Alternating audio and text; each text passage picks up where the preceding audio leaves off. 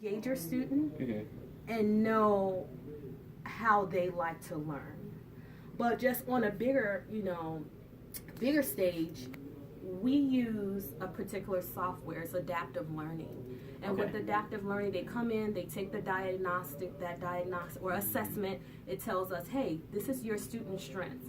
This is your student's key learning needs. And then it builds a learning plan from that, and that we will follow. What I do differently from what other centers do is I also create some different guided practices, which is paper-based. So it's not all on the computer. It complements. So when you write things down, you retain the information. It uses a different side of the brain so that way it sticks.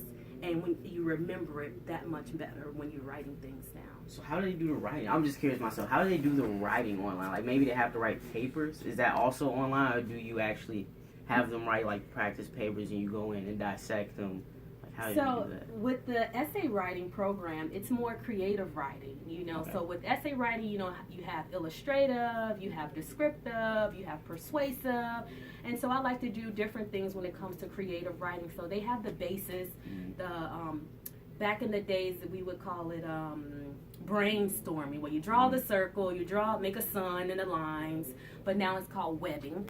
Yeah. So I remember it was. Yeah, I remember it was called that. Yeah. Yeah. So we do that as well. You create an outline, and then we have those creative pieces. On a lower scale with younger students. If you had a dinosaur, what type of dinosaur dragon would this be? A friendly dragon? Just different creative pieces and poetry, things like that for some of our older students. Okay, I'm gonna ask you one more question before we go into a quick break. So how do you measure how they're progressing, how your students are progressing? So measuring a student's progress comes in different ways. Mindset. I always tell my parents it's not necessarily that you'll see growth right away on paper. Okay.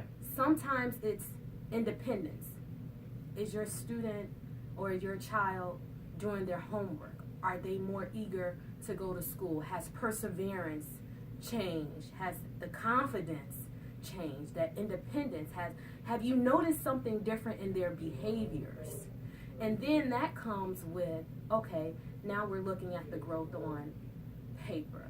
So there are progress assessments that's done after a certain amount of hours. And then they'll do another. It'll tell me, well, this is where your student is at. Do we need to move forward, or should we remediate this particular learning? Okay. So we're here on Boot Camp Radio with Nicole Brooks. We're gonna take a